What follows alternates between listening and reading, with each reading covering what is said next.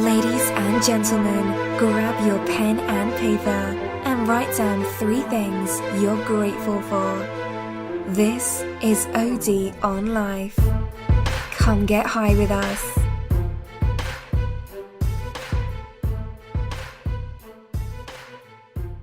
Hey everybody, it's Dan O'Donnell here. Welcome to OD on Life, episode number 4.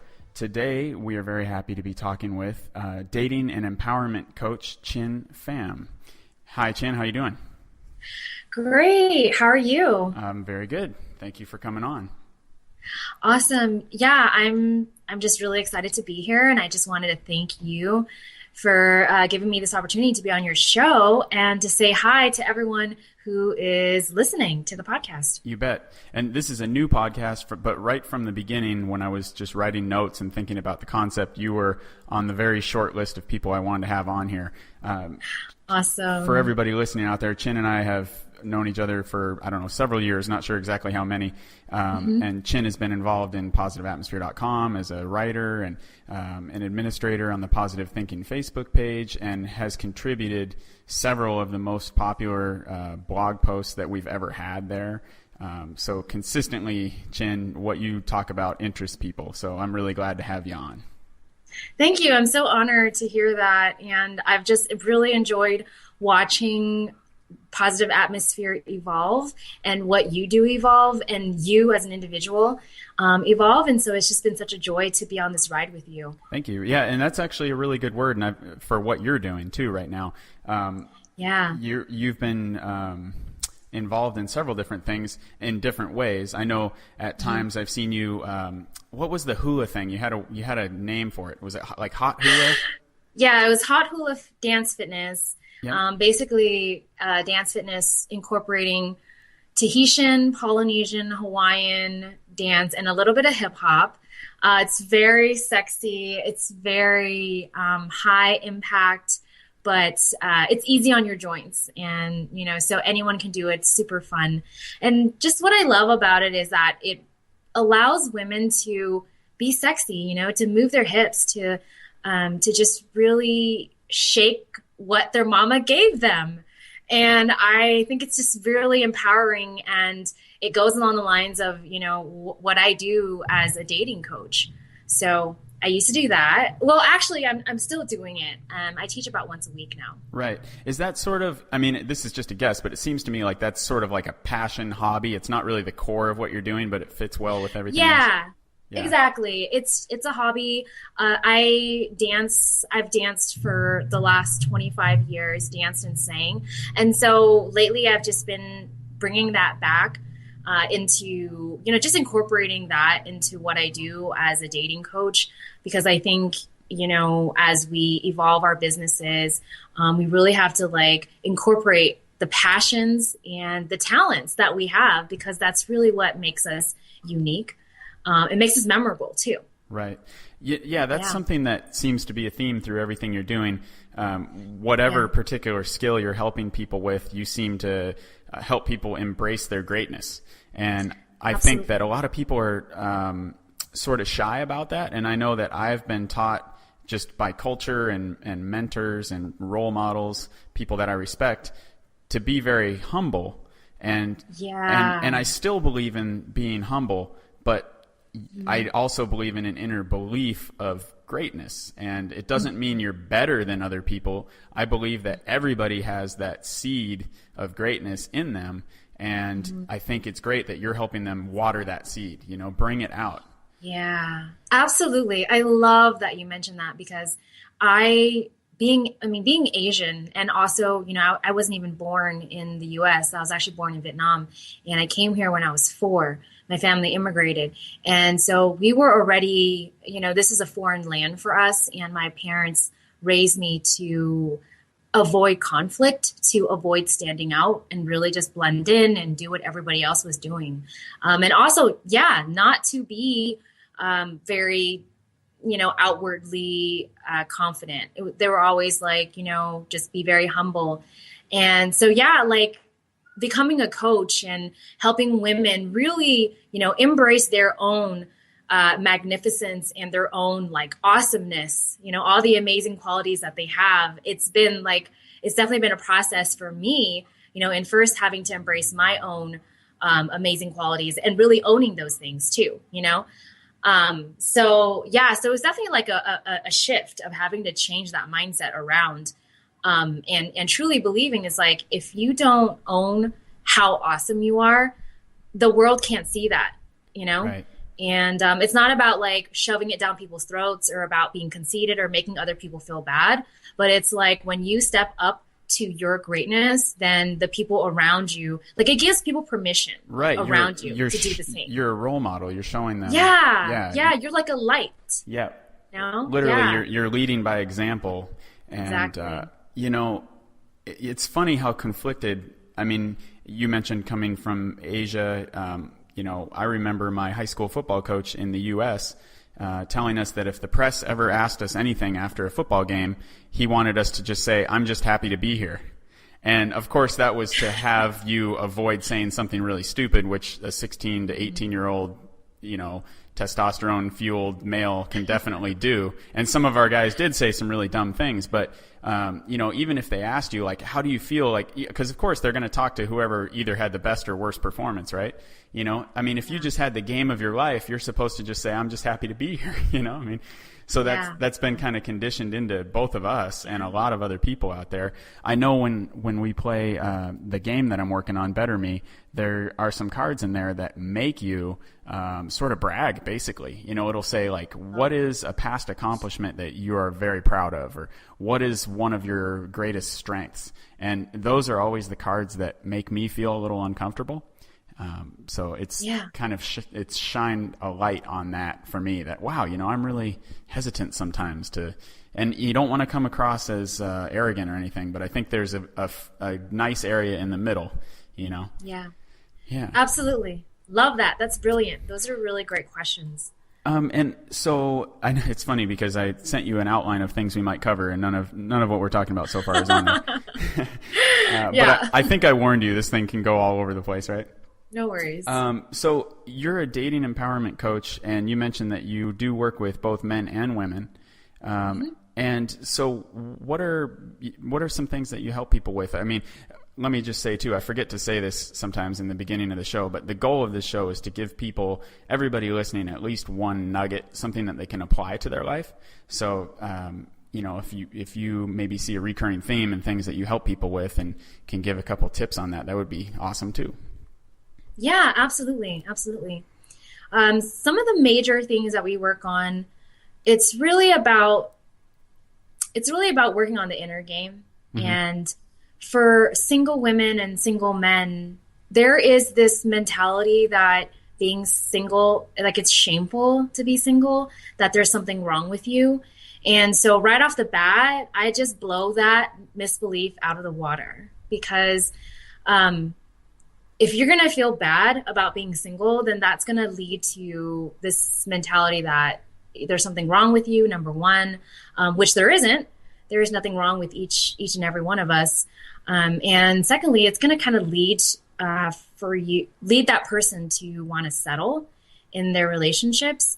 And, not just relationships, but also if you settle, I always say this, the way that you behave in one area of your life, it's consistent to other areas as well. And so you may be settling in your career or in your business.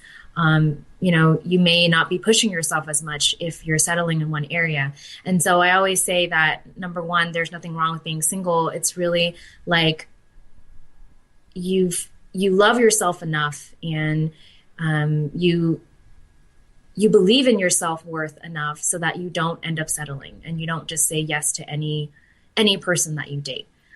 So I take the shame out of being single.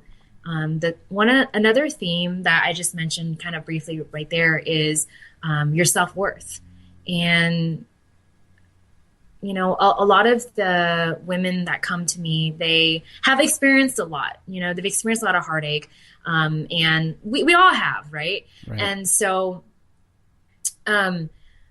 because of this, and they experience heartache, and they experience all sorts of this is another topic that we've talked about before, but like toxic people, negative people saying really disparaging comments to them. And so that's lowered their self-worth, because they start believing it and they start thinking, is there truth to what somebody is saying about me? About I'm not smart enough, or I'm not pretty enough, or I'm too fat, I'm not skinny enough, I don't have the right body, and so like a lot of women come to me with like a lot of these beliefs that are really untrue, based on what people have said and what they've experienced. What's really funny about that too, just coming from my perspective, and I think I speak for quite a few other guys out there. One of the most attractive things that a woman can possess is confidence, and not always saying, do I look pretty in this? Do I look fat? Blah, blah, blah. Absolutely. Are you looking at that other girl? Are we going to stay together for a long time? Are you going to leave me after 6 months? Like that kind of stuff. Right. It's like you're almost telling that other person, I'm not good enough for you. And yeah. So. Yeah, absolutely. And confidence is one of the main, that's a goal that every client that I have wants to have more of, is this confidence. Right. I mean, I think we all we could all use more confidence, whether we're applying that to our love life or to our business, to our careers, where we're asking for raises or we're asking to be paid what we're worth. I mean, all of that has to do with having more confidence. Yeah. And it's really interesting. I was just on a mastermind call, and our facilitator was talking about confidence and how confidence is really that key factor that is going to help you get to the next level in your business, because it's a business mastermind call. And he said, the only way to have more confidence is really simple. It's actually just to make a decision that you're going to be confident. And it starts with like the thought, like I am deciding right now that I am going to be confident. And what all of that means is I am not going to put up with mistreatment. I'm not going to put up with, people like with just bad dates or bad relationships, or, bosses that are like, that don't treat you the way that you want to be treated. Yeah. So it really starts with that, like making that powerful decision. Yeah, I agree with that. And, I was just thinking about, you mentioned people that have had bad experiences in relationships. One thing we always control, you can't control if somebody's going to flip out on you and, call you names and try to break down your self-esteem and all that, but you can control the meaning that you give that. And, sometimes a relationship ends between people and it doesn't go how they hoped. And all it means, one meaning you could attach to that is that these are two good people who weren't compatible, versus I wasn't good enough for that person, or that person wasn't good enough for me. Not every match is suitable, right? Absolutely. And so if you choose to give the meaning, say you've had 4 or 5 relationships that didn't work out and were, hurtful and frustrating and all that, that's all it means is you just, if you've been involved in any kind of sales, which most people in any kind of business have been, that every no is just that much closer to the yes, right? It's just, you can't quit. You can't give it the meaning that it's your fault. Yeah, exactly. Yeah. That's actually one of the things that I tell the women that I coach is, as they're going on these different first dates and they're getting to know these different, they're just like getting to know different guys. When you get to that point where you realize it's not going to be a good fit, you just let that person know. You just tell them, you acknowledge them, hey, you're a great guy, and I just think we're not a good match. And I just wish you the best. I wish, you find that person and take care, and that's all it is. Like, you just keep really neutral about it. You don't put any meaning to it. Don't create any stories. And then you move on. And so if people did more of that without like thinking, oh my God, this is the 5th person that I said, we're not a good match. What does that mean? Like, it doesn't mean anything. Or trying to pretend that it's a match and tough it out for 6 months and then it ends and then you think there's something wrong with you, right? Yeah, exactly. Yeah. And that fits in well with failure in general too.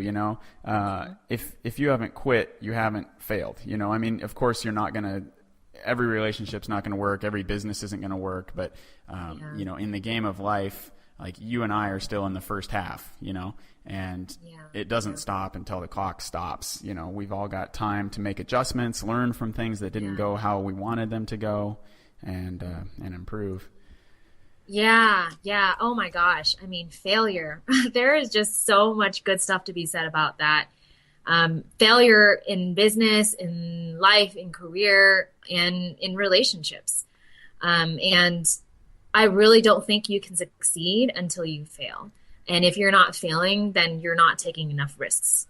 We all there's just so much we've been taught around the negativity of failure, and the disappointment of failure. But in actuality, there's no such thing as failure. There's only feedback. I like to reframe it that way. And so when something doesn't go our way, like for instance, we launch a program. Okay, you're a business owner, you launch a program, you launch a product, and you don't get any sales, or you don't get as many sales as you wanted. That's only feedback that you just have to tweak what you did. My friend calls that buying a seminar. And you think about people go to college for, 4 to 8 years, and they pay thousands of dollars a year for the work and the learning. Right. Where for some reason, if you spend a couple $1,000s on a business project and it doesn't work out, that's bad. But spending, $40,000 for a year of college is good. So, right. You can shift that around in your mind and go, hey, look, I'm learning, and I just paid for a class. Yeah, absolutely. It's just so interesting how we spend. Well, we get into debt, first of all. I did, going to college and learning all these things. And then they don't really teach you much about life, right? About resiliency and about what does success mean. And they don't teach you about the law of attraction and positive thoughts and beliefs, And it's just funny, after I graduated college, I had to learn all those things myself and just really retrain my brain, it seemed like, with what I had been taught growing up. So I just wish I would have known to invest more of my money and energy into these life skills that have really served me so much more. So right. And so, it's just interesting. So what have been the most effective ways that you've learned that, besides just getting out there and trying things? Do you have any shortcuts or hacks for people? I think it's a matter of a combination of things. One is going through a lot of tough experiences, honestly. Yep. Going through a lot of tough experiences and still, on the other side, ending up on the other side stronger and just more committed to whatever your goal or to whatever, your mission is. So I've been through a lot of tough experiences, stuff from heartache, breakups, to really major financial stress, to failing in my business. And then to family stuff, and just had a lot of those types of experiences. And they've definitely just taught me so much about myself and so much about my ability to get through them and just how tough I am. Right. I'm not a quitter. And so I've just really appreciated myself going through all those things and then still coming on the other side being even more excited and more enthusiastic about love and about business. So it's just really, it's really amazing to be able to go through those experiences and come on the other side even better. I really agree with you on that. When you go through hard things and you come out on the other side and you survive it, you gain that confidence in yourself, and and the fear of the next potential failure, it just doesn't seem as foreboding. You go, well, hey, I got through that one. And it's just the same thing, whether Absolutely. It's a business or a relationship. I know for myself, when anybody I know is in that post breakup funk, Yeah. I don't really have any magic advice to make them feel better instantly, Sure, but yeah. what I always say is it'll feel a little better every day, every week, every month. Yeah. It will Yeah. fade. And I actually just Yeah. watched an interesting talk. I don't know if it was a TED Talk or something else, but about the similarity between that post-breakup state and withdrawal from drugs.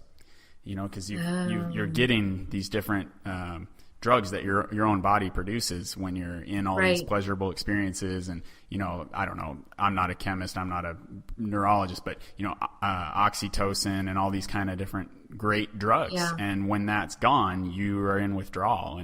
But it does Yeah. fade. And if you can keep that in mind while you're going through it, I think it helps. Absolutely. One of the, we talk about heartache a lot with my clients, because I actually had a recent client who came to me. She had come from a broken engagement, and the engagement had ended like 2 years ago. But during our first call, she was still crying about it, and so there was obviously heartache there, lingering for her. And so one of the things I told her to do is to you do a lot of forgiveness for the other person, but especially, most importantly, for herself. And that's major for anybody who's been through any type of failure, heartache, disappointment. You really have to forgive yourself. I know that we have this inner voice that will want to beat ourselves up. It's constantly saying, you're a failure. Right. Look, you messed up that relationship. You're not going to succeed, on and on and on. And we really need to forgive ourselves so that that voice can start quieting down, because it's not speaking truth. And what's funny about that too is sometimes that inner voice, you would never dream of saying that to your friend or family member, or loved Yeah. one. But why are you going to say that stuff to yourself, Exactly. And I think it's a habit too, and something that, things like affirmations and getting around the right people can start to reprogram that. Actually, Exactly. one of the, you want to play a quick card from the game? Yeah. Let's see if I can find it. Sure. I don't even think I Bring it need to find the card here, but this is on one of the cards in the Better Me game. And so Okay. basically I'm going to say an incomplete sentence and you're going to finish it. And All right. anybody listening, okay, so I'm about to say the sentence, you finish it with the first thing that pops into your mind. And that's what matters, is the first thing. So here we go. You ready? Yeah. I am. Amazing. Nice. And that is an awesome first thing to pop into your mind. I'm assuming you're happy with that. Yeah, absolutely. And if anybody out there, if you had something pop into your mind that is, you consider it negative, or maybe it's just not quite as powerful as you want, you can reprogram that with affirmations. That's what I personally do. I play music when I'm, driving somewhere or riding my motorcycle somewhere, and I repeat things to myself that I want to stick in my subconscious. And for me, the word that always comes to mind is powerful, because I've programmed it there. Awesome. So, that's a tool that you can use, especially if you're dealing with, something that was tough and you think it was your fault. Reprogram yourself. And you can do that with life is, I am, business is. Yeah. There are a bunch of really powerful questions you can answer that way. Yeah, that's so interesting that you mentioned that. That's actually something that I've been doing a lot. I do it 3 times a day. Nice. Where I say these positive affirmations, particularly around business and around love, and and anything else that's coming up in my life at the time. Maybe a conflict between my parents and I or something. Then I would say something like, I completely believe that my parents love me. They are the way they are. I love them, and I have the ability to accept them exactly the way that they are. And so I'll say, those types of things depending on what's going on in my life at the time. And it really does. It really changes your subconscious. And a lot of times we are not aware of what subconsciously we're thinking, but those subconscious thoughts really, they control what we think consciously. Yep. And so for you, the listener, if you had a negative thought immediately come to your mind, when Dan pulled that card, then yeah, definitely the subconscious, positive affirmations really going to help. And if you've never done affirmations before, I totally can understand if you're a little skeptical right now, and it comes across like, okay, that's kind of cheesy, or that's some kind of mystical new age stuff or whatever. But if you may not realize that you've been programmed and you've been doing affirmations your whole life. If you're from the United States, I pledge allegiance to you like fill in the blanks. You can all do it. A, B, C, D, E, like you can't help but you finish it, and then advertising, the one Tony Robbins used to use the example, Winston tastes good like and everybody goes, cigarette should, and they've just heard it so many times. And, McDonald's and the Army, they just have these slogans that they pound into your subconscious. And, you can choose what goes there basically. And you can choose what doesn't go there too. If you want to, avoid commercials, get up and go outside while the commercials are on during the game or whatever. It's important to be conscious of that.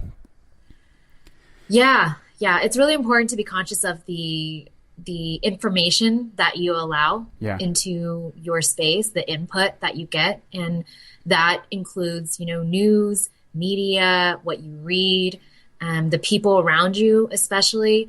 Any sort of external input, you really just have to be careful and just kind of like notice how you feel. There have been times when, long time ago, before I understood the whole, the power of association, the power of having really positive people around you who, are going for their dreams and speaking positive and encouraging things to you.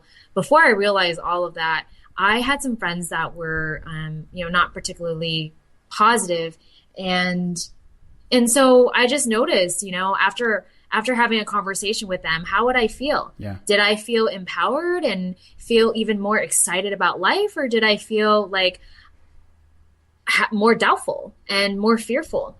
And I noticed that with some friends, particular friends, after every conversation, I would be scared. I would be, just thinking negative and thinking, man, I can't do this. Right. I can't succeed in this business. And so I just started noticing that. I was like, that is really interesting. And I had to make that decision to distance myself from people who, just didn't make me feel good. Right. And, something that I think is a really important fundamental of just life is taking advice from people who have gotten the results you want, Yeah. So, you're talking to your friends about starting a business, and if they have no experience with that, their advice is totally irrelevant. Yeah. Exactly. They may be able to give you an idea if they would buy your product or something like that. But, you want to talk to successful business owners if you're starting a business. If you want to be fit, you don't talk to your friend who, went to the gym a couple years ago and quit. You want to, take marriage advice from somebody in a happy marriage, right? Not somebody with 3 divorces. It's really basic and it's almost laughably simple, but it's amazing how much people let others affect them when they're not qualified, Yeah. Like I'm not going to go to Chinh if I have if I need a surgery, right? Right. And she's not going to come to me for that. We're going to find a surgeon, obviously. So. Yeah. And I think and also another thing about asking people for advice too is, if you rely on that, I mean, there is a balance, of sort of like taking in people's advice, but still following your intuition. And I do find that like if you don't trust yourself enough to listen to your intuition, especially when you have like a gut feeling about something, whether it's like a big change, like an opportunity to move across the country comes up and you're like, wow, I'm really excited about this, but everybody's telling me that I'm crazy. I'm like leaving my family here and my friends and my job. And, it's like if you listen to too much feedback in that situation, then that can really impact, a potentially amazing decision, to move across the country. I mean, think about all of the learning experiences and the new opportunities that are going to come up because you decided to have the courage to do something major like that.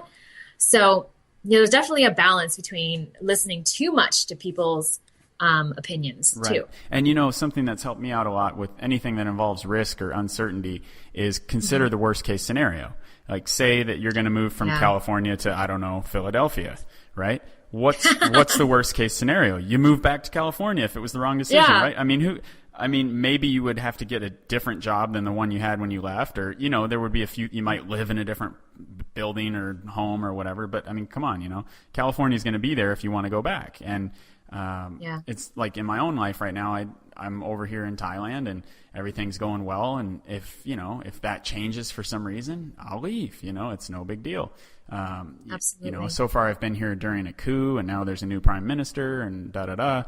But my day-to-day life, that doesn't affect me at all. Once in a while I read the news about it, but, I know that there were people back home, friends of people that I'm around here that were thinking about coming over, but they literally, delayed flights or canceled flights, changed their plans because of the coup.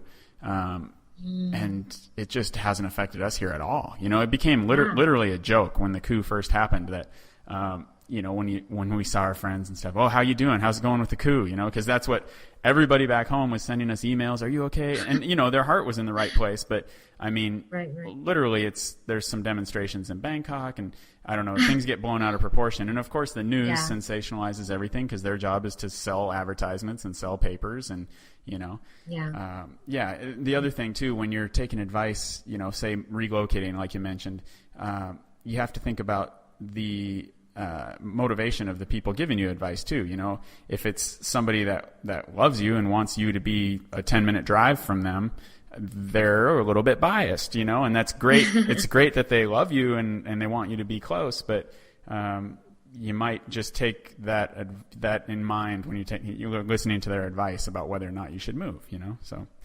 Yeah, exactly. Will they try to scare you about the job market because they just want you to live close enough to drive over on the weekend?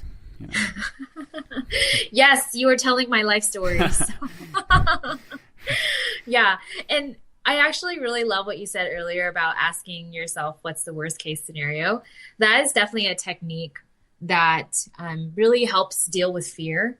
Just any kind of fear. And ultimately, the worst case scenario doesn't, at the end of the day, doesn't really sound all that bad, actually. Right. You're still alive, you're well, you have money. I mean, as long as, and you have support, you still know people, as long as you still have your brain, you can bounce back. Yeah. You can definitely bounce back. I agree. And what I think of it like the boogeyman when you're a little kid. I remember for whatever reason, I don't know if I saw something on TV or what, but I thought there were alligators at the end of my bed when I was a little kid. So I would curl my legs up so that they were like not near the end of the bed because that's where the alligators were, Right. And but then if I actually looked, I think I mean these are old memories, but I think it was basically I was pretty sure they were there, so I'd curl my feet up. But then if I went and looked, they're not there. So then I could put my feet down straight.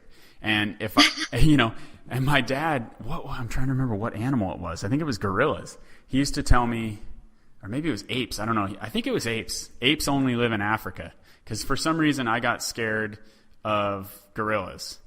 And it's funny because I think there are apes definitely on other continents. But he told me that so that I would realize there wasn't a gorilla in my closet, And then as soon as he told me that and showed me there was nothing in the closet, everything was okay. And I could fall asleep and not worry. But that's the equivalent of, looking at what is the worst case scenario. Is there really a gorilla in the closet? Probably not. Your worst case scenario, if you run out of money for a plane ticket, you take the Greyhound, you go back to where you came from, you get another job, I think people overestimate the worst case scenario quite a bit. Exactly. And fear really originates in your mind, and it's really something that your mind just created. Yeah. If you think about it, the whole being afraid to move across the country, that like if you just got on a plane and then got dropped off in California or on the other side, in Boston or New York, it's like, okay, I'm here, but the whole fear really came up with the thoughts of, wow, what could happen? Right. You know, who am I going to know? What if whatever. So it all starts in the mind. And the reality is that you just hop on a plane or you get in your car and you go. Right. It's funny, you know, it's like when there's only 3 scoops of dog food left in your dog's bag of dog food, is he worried about it? You know? Right. I mean, when that last scoop gets dumped in the bowl and he eats it, he A, probably doesn't even know it, you know, and B, when he gets hungry, he'll just start whining or looking for food, you know. But you're right. We think about things in the future and we, you know, just start worrying about scenarios that are not even likely to happen, you know. Exactly. Yeah, exactly. It's having that confidence that you can figure it out if you do have a problem is pretty huge. Mm-hmm, mm-hmm. And I actually think one of the ways to build that confidence too is just to do it as well. Like you feel the fear, but you're going to do it anyway. You're going to take action anyway. And so once you take that action and you see that you succeeded, that you were fine, that you were resilient, that you adapted to your new situation, then you're like, wow, that's amazing. I actually did it. And so that actually boosts confidence as well. So often it's just, you just have to do it anyway, despite feeling that fear. You know what really helps me out too, and I mention this almost every episode, but reading biographies of people that a lot of people think are perfect. When you, like Richard Branson is an example, Oprah, all these people that, you know, people didn't really know them until they were already successful. They didn't talk about Richard Branson when he was making phone calls from a payphone before he could afford to have an office, you know? I mean, and Oprah's childhood, if you look at what she went through as a young lady, it was really traumatic stuff, you know?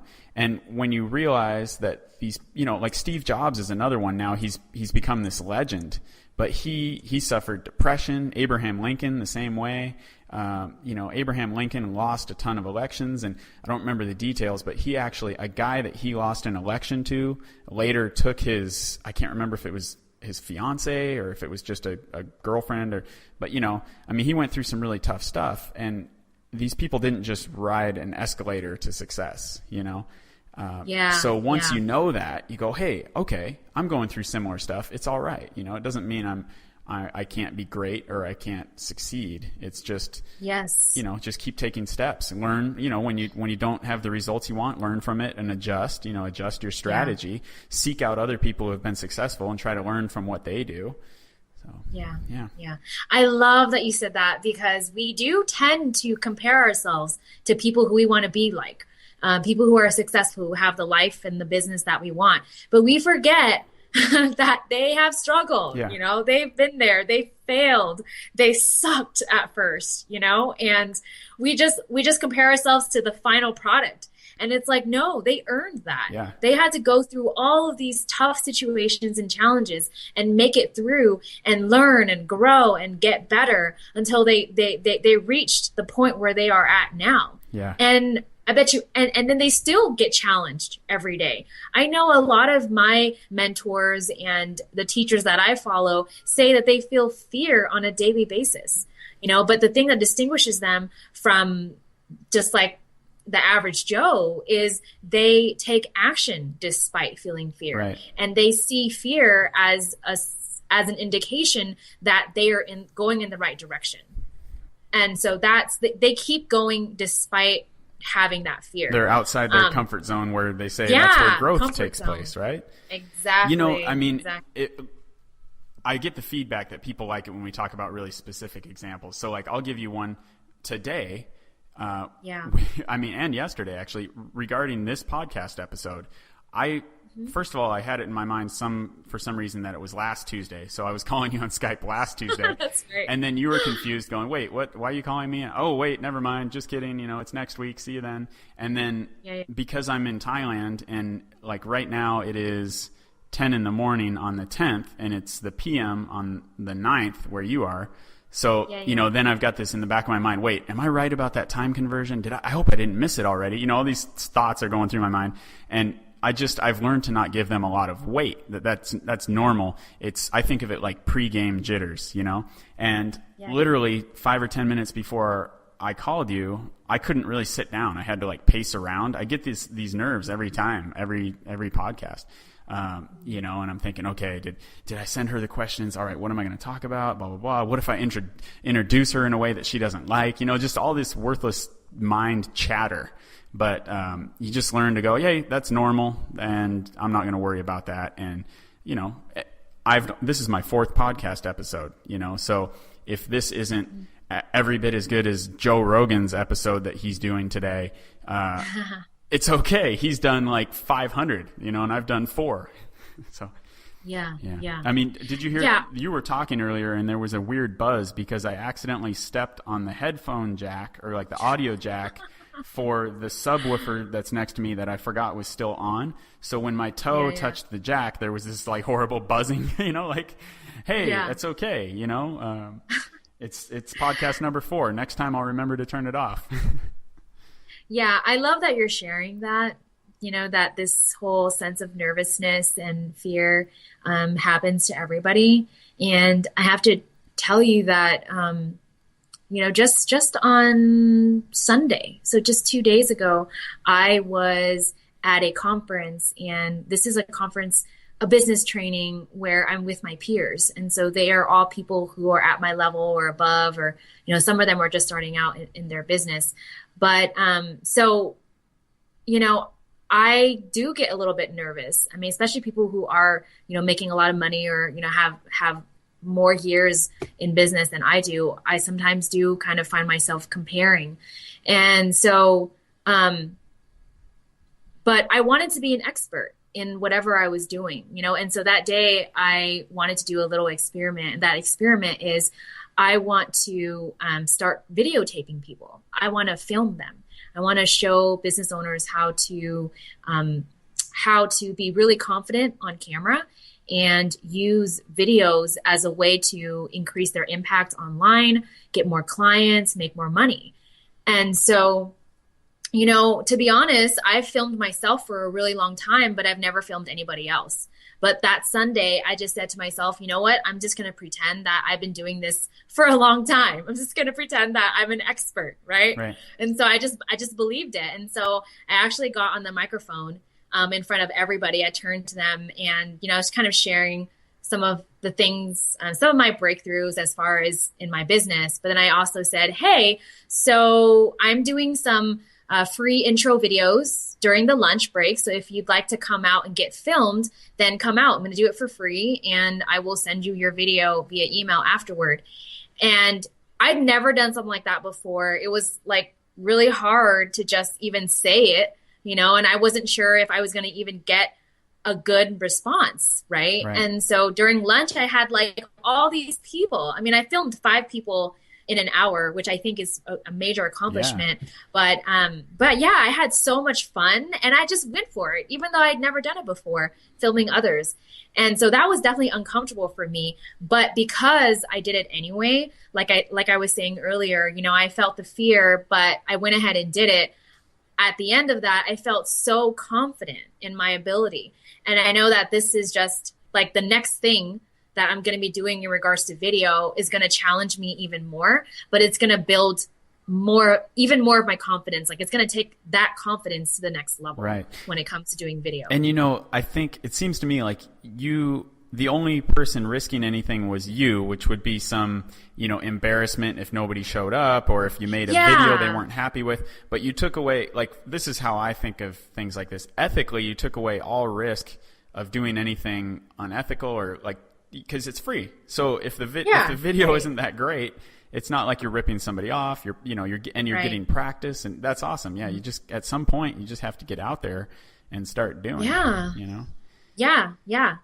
You know, that's where the magic happens. I was actually talking last night with a guy here that is a fairly high level jiu-jitsu guy, and I've been going to some jiu-jitsu just, you know, for like less than 2 months, and we were talking about how people learn, and sitting around in a group watching somebody demonstrate something versus trying it, screwing it up, having them correct you, doing it again, and then once you get it right, doing it a whole bunch of more times so that you just have a feel for it. You really remember it, you know, versus somebody giving you a concept, showing you, and expecting you to learn by this like osmosis. So yeah, you could read every book there is about filming and all that kind of stuff, but that's not going to stick with you as much as the mistake that you make in the very first film that you do, right? Yes. Oh my gosh. I love what you just said, because a lot of entrepreneurs, a lot of business owners never get started. Right. And it's called taking imperfect action. That is just so beautiful, is that you have more to learn, but you're going to take action with the understanding that you are going to learn by making mistakes. Yep. So yeah, taking imperfect action. And one of the challenges of new entrepreneurs and business owners is that they have analysis paralysis. Yeah. They analyze all ways in which it could go wrong.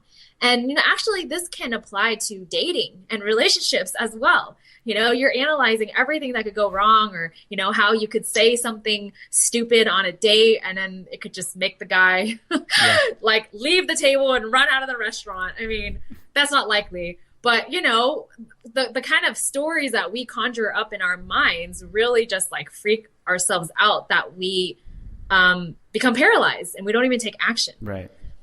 Yeah. So that's another important distinction to remember. And, it's useful in certain situations. Like, we've evolved to have this foresight and, knowing what time of year to plant a crop, and then, oh my gosh, what if I don't water it and it dies and I don't have any food to eat? Okay, that's valid, but being able to distinguish between this mind chatter, I think in Buddhism, they call it the monkey mind, just kind of recognizing it for what it is, Yeah, exactly. I think just neutral observation is really important. Just kind of when you hear that negative voice, or that negative thought, you just you sense it, you just step back and you say, there it is again. Yeah. That's interesting. Right. And also because I know that a lot of people have the tendency to beat themselves up. And so if you're beating yourself up because you're having a negative thought, it's like a vicious cycle. You're actually making it worse. And so if you just recognize that thought, or recognize, the voice in mid-sentence, then that will quiet it down. If you just recognize it and just be very neutral about it and observe it. Hey guys, it's Dan O'Donnell. Hey, unfortunately, during this conversation, my audio was cut off, and Chinh and I did not know that had happened, so we kept continuing our conversation because we could hear each other, but my audio was not being recorded. So the rest of this show is going to be Chinh only, and I've tried to edit it so that you can get value out of it, and unfortunately, certain parts of the interview were lost because it doesn't make sense with just her part and without me interacting. So hopefully you get some value out of the rest of this podcast, and I hope you liked it up until this point. You can follow Chinh, check her website out at coachchin.com, and Chinh is spelled Chinh. She's got links to her blog and all her social media there as well. So thanks everybody for tuning in. I'm sorry about the technical difficulties, and we'll see you next time as well. So here's the rest of the show. Yeah, absolutely. That would be really boring, me talking to myself. Well, you were talking about habits. I love talking about habits. Getting back into waking up at 6 a.m. Yeah, so that's one of the habits that I am focusing on. The habit that I actually have mastered is working out every day, which it's really changed my life. It's changed my body. It's changed how I feel about myself. It's actually helped me lose the weight that I've been trying to lose for the last year and a half. So it's been really amazing. And what I do is I do what I love, which is another thing is if you're trying to work out, you want to work out consistently, make sure you're doing something that you enjoy. And for me, it's dancing. So I actually just put a heart rate monitor on. I put my, iPod on and earphones in and then just dance. And it's really great. I add some weights and yes. I think what you're speaking about is that it's really simple. It's really simple to just work out. It's really simple to incorporate activity into your daily life. Even if it is to go for a walk, every day, and make it a goal to walk a certain number of miles.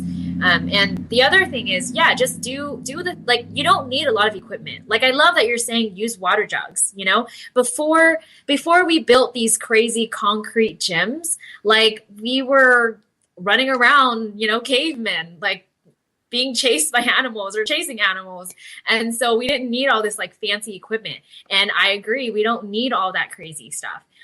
When you talk about doing the exercise outside, it reminds me of when I was in Paris, and there was actually an outdoor sort of jungle gym for adults, basically just a bunch of bars and like a, I don't know, climbing things to do pull-ups and stuff like that. And I mean, it was so simple, but I saw a bunch of guys out there working out, just also out in the sun, out in the open. It was right by the canal, so people could, kind of like look at the scenery, and they're outdoors. So there's a lot of, pedestrians walking by. And so the motivation is like, okay, I'm going to get buff so that all these women are looking at me, right? Are checking me out. And like, for me as a woman, I was single at that time.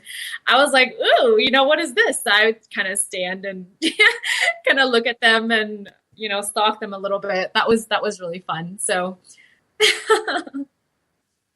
yeah, actually speaking of like sort of spontaneously working out, you walk past some park or you walk past some outdoor jungle gym like that, and you just kind of jump on and start working out.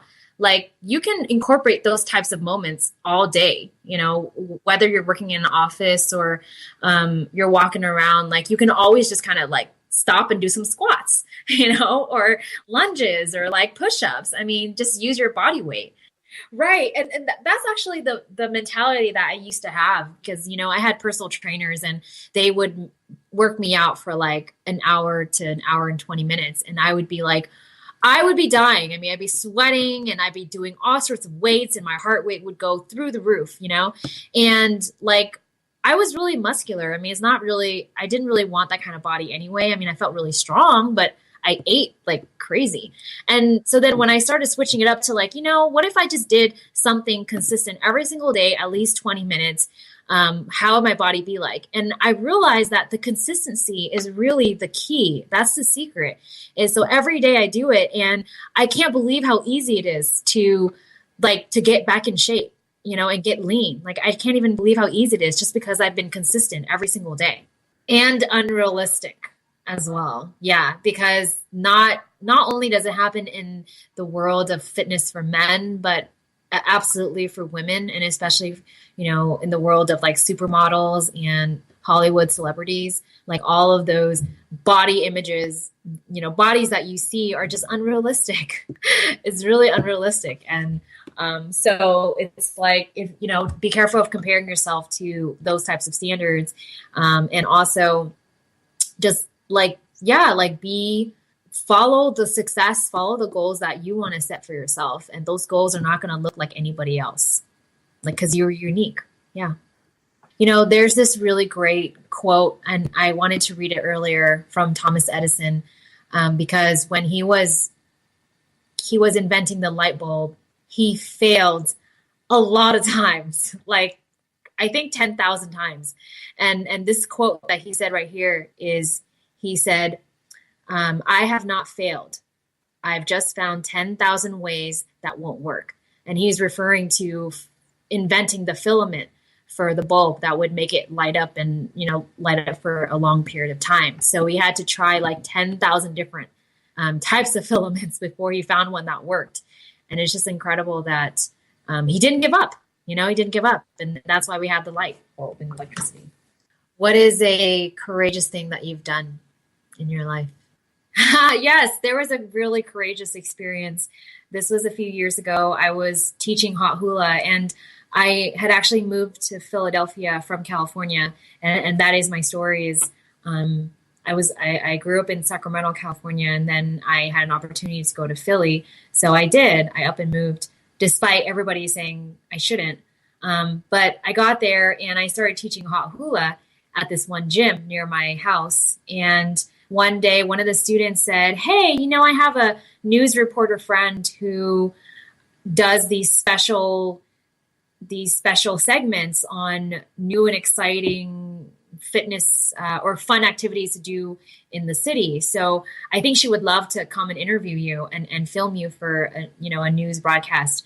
And I, of course, my chest was like, "Oh my God, are you kidding me?" But, I said to her, "Yeah, sure. Why not?" Because that's my personality. I just try everything. I'm very enthusiastic and I just go for it. So yeah, the reporter came, and I remember just the days leading up to that, I was really nervous. That day I was nervous. My heart, my chest, like everything was just like, just butterflies all over. And I just remember after she just started the filming and I started talking about hot hula and why it's such a awesome workout.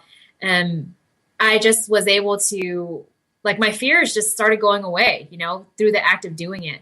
And so then, yeah, she filmed it. She filmed me teaching it, and I saw the finished product. It was on the news the next day, and it was awesome. Like, just the feeling I had afterward that I, maintained my cool, that I did it. I was articulate on camera. I didn't stumble or stutter.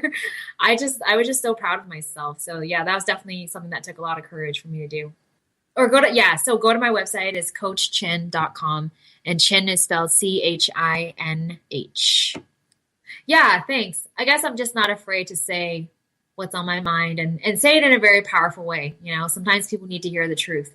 And yeah, and I think that's what really makes me stand out from other writers. So, oh yeah, I have to share with you the book that changed my life around the habits. I mean, really, it was just so profound. The book is called The Slight Edge by Jeff Olson, Olson. And that book talks about all of our daily choices, even if they're small, create long-lasting impact.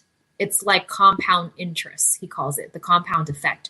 So it's like, if you had a bank account and you add a little bit of money every day, and you also had interest on the bank account, within 10 years, I mean, you would get so much return on being able to just put in, save money, a little bit of money every day. And so the same thing goes with little habits that you make. And so these things like, oh yeah, exercising 20 minutes a day. For me, it just I had to understand the concept that if I make a decision today to not work out, it is going to impact me negatively in the long term. And I never thought of it that way. I would just make compromises like, oh, well, I don't work out today. I'll work out hard tomorrow.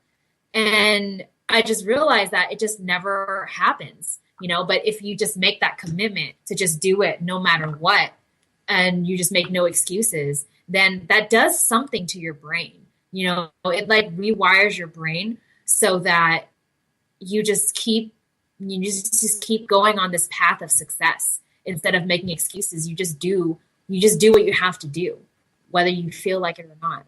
Another technique that I use to help me implement those habits is I have a daily checklist app on my phone. And so I just put in the daily things that I want to do, like, for instance, meditate for 5 minutes, at least 5 minutes, and, exercise for 20, like just a few things, speak positive to myself, have three things that I'm grateful for, add that to my list. Just those types of things. And then when I go through them at the end of the day, I just like check them all off. And it's just the whole like checking motion that it makes me feel really like I accomplished today, and this was a great day. Oh, so I've used Lyft before. Yeah. I know Lyft works really well. This app the app that I use is really uncomplicated. And it's an Android app. It's called Daily Success Checklist. And so you can't interact with anybody else. It's not like Lyft where you can create a profile and other stuff. This is just like straight list of stuff that resets every day at midnight. So, it's just simple for me. Otherwise, like if I'm on Lyft, I'll look at other people's stuff and then I'll like waste time, just kind of like checking other people's profiles. But with this, it's like, okay, done, and really about efficiency. Yeah, I pretty much split up the daily tasks. Like the habits, I mean. So half of them I do in the morning, right before, kind of like as part of my morning ritual. And then the other half I do before I go to bed. So it works that works out well for me because I actually schedule time in to do those things. Instead of like trying to remember it all throughout the day when things get really crazy. Oh yeah. Yeah, absolutely. Yeah. Yeah. Awesome. Yes, yes, yes. And yes, and the last thoughts that are going on in your head are positive thoughts of yourself. I mean that, and then you're going to have great dreams. So that there can only be a benefit to that. Yeah, I always wanted to be a bird. I think about that sometimes. People ask like, so if you could be any animal, what would you be? And I always say bird. So something amazing about being able to have that freedom, sense of freedom to go anywhere you want and to see the world from above, have like that bird's eye perspective is really cool. Yeah, you'd be the coolest person at the party, honestly, because we always ask, yeah, I don't know, like, at, what is it? Just mundane questions like, where do you live? Where are you from? I mean, there's stories behind them, but yeah, to talk about those questions would be super cool. Yeah, and the questions that are on those cards are actually really great for date questions as well. And yeah, I mean, just to really get to know somebody and get to know like where their mind is at, and are they a positive thinker, and are they going to be supporting you in those difficult decisions that you're making, or yeah, are they going to be kind of discouraging you? So those types of things are good to know early on. I think we touched on a little bit of everything, to be honest. And we talked a little bit about love. We talked a little bit about succeeding in business, especially in the beginning. Yeah, we talked about a lot of the challenges that stop people, and I think all of that advice, whether you are in a relationship or you're or you're single, or whether you're starting a business, or you're making some big life transition, I think the principles apply to every sort of situation. So yeah, absolutely. Awesome. Yeah, speaking of books and or apps, um, another one I think people probably have heard of before is Audible. And actually, this app, it's run by Amazon, but you can actually sign up for a free trial for 30 days, the first 30 days, and you get to download one book for free. So yeah, I absolutely love audiobooks. I mean, I do a lot of driving, so it's hard to just find time to sit still and read. And so yeah, these audiobooks, I've just consumed a lot of them because of that app. But now that you talk about uTorrent, I had no idea. All of these like classic books are available. So yeah, I'm definitely gonna get on that. It's awesome. Yeah, yeah, yeah. I love podcasts. I'm completely addicted to them, especially for business and personal development. Really, yeah, like those apps, like you said earlier, you can actually download them beforehand using Wi-Fi and then just listen to a whole bunch, whenever you have a minute to sit down. So yeah, absolutely love podcasts. And it's free. I mean, it's amazing. It's like all this free information, free training, business training especially. And it's just so valuable. Yeah, Coach Chin, I mean, I have various social media channels. So really all of that is posted on my website, all the links for that. So yeah, you just need to go to Coach Chin and coachchin.com, and you can find all my other social media stuff like my YouTube channel and Twitter and Pinterest, Instagram.